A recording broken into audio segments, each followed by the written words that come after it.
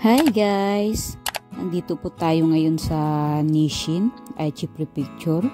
Andito naman tayo ngayon sa, kung tawagin ay Aichi Bokujo.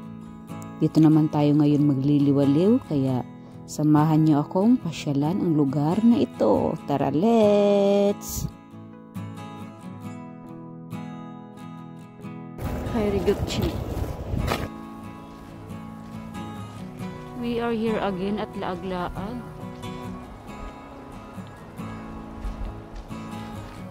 Merong Jihanki. Horse riding club.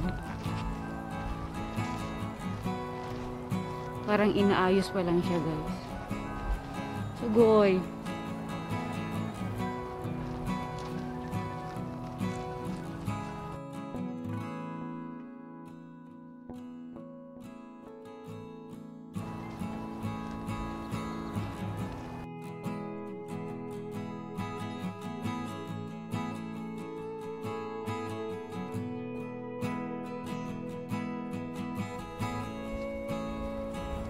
Wow.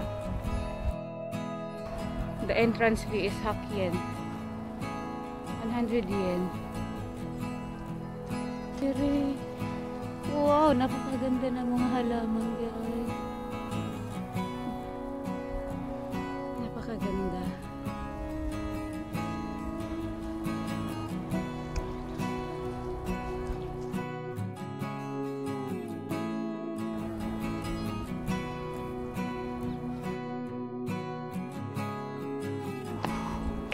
May cross, guys. Oh my god, ang ganda.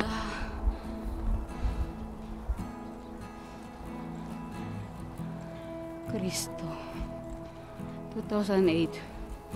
Siguro ginawa to ng taong 2008 December.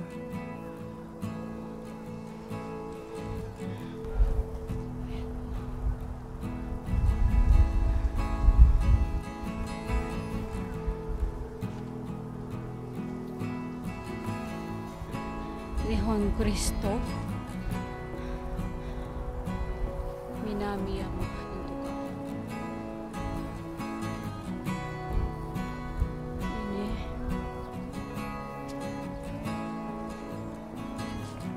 Anyway guys, andito po kami ngayon sa Aichi Bokujo. Part pa rin to ng Nagoya. Ang ganda ng kruso. Hindi ko makita. Yan. So beautiful.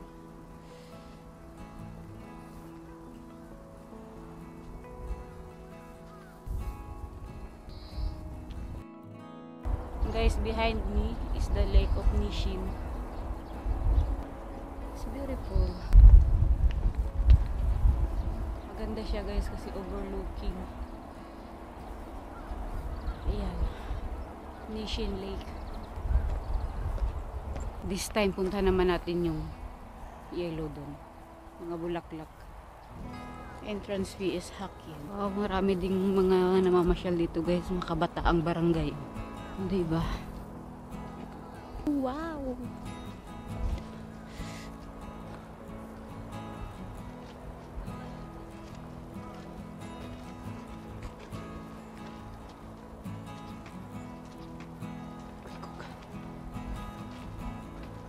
Napakaganda ng mga bulaklak guys. Huwag ka lang kakagatin ng alampinig. Beautiful. Ay. Guys, ang ganda ng mga halaman. Kaso lang may mga bees. Huwag ka lang kakagatin ng bees. At uuwi kang may bukol.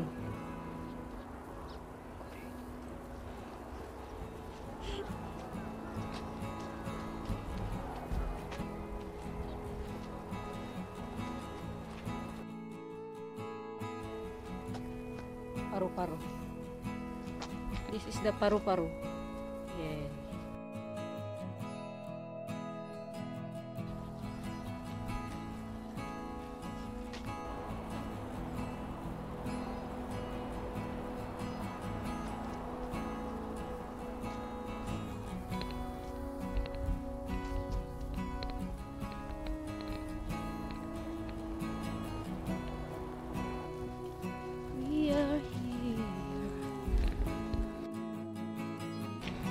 Dito kami nagliliwaliw sa maraming halaman. Ang lugar na ito ay para siyang isang farm. Alas 5 lang sila. Uwi na kami. Meron silang nursery ng mga halaman, guys. Ayan, iba-iba yung klase. Nursery first, then ililipat nila yan pag okay na. Pag ready na. This is good for family bonding. Kasi napakaganda ng lugar. Lalo na siguro pag nag-bloom na lahat ng halaman. Yung bulaklak. Clubhouse. Guys, may mga kabayo. Ayan o. The red horse.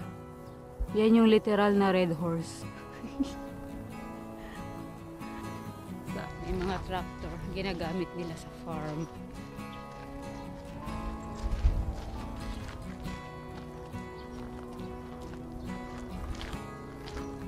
Mga bahay ng kabayo, guys.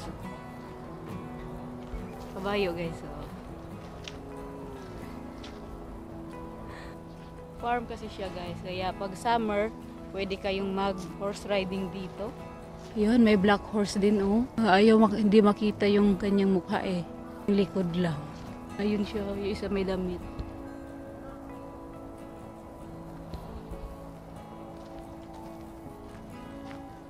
Ha, white horse. White horse, guys. Oh, ito po ay bahay ng mga kabayo. So, itong mga kabayo na to ang ginagamit pagka nag-horse riding kayo. Yan. Merong puti, merong itim, at saka merong pula. Wow. Ay, whitey. At tapos siguro naligo yan.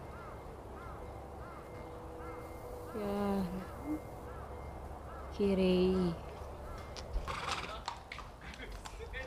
Pumasok na siya, guys, sa bahay niya. Mga tambayan pala dito, guys. Ayan, oh. Kapag naayos to siya, ibig sabihin mas maganda. Ayan, tambayan siya siguro. Hinahanda to para sa Natsu. Para sa paparating na summer.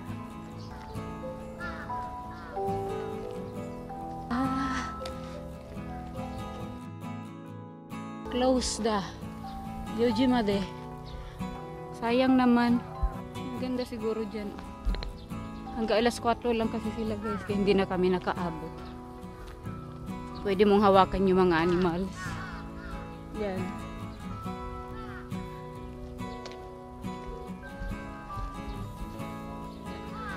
Ang laki ng aso, guys, oh.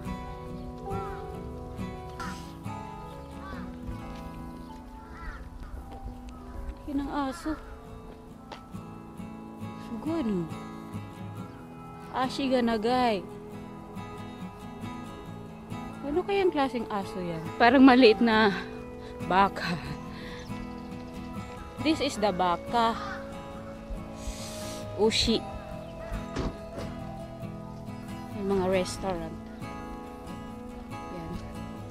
Hindi na nga lang namin naabutan kasi alas 4 na. Hanggang alas 4 lang sila.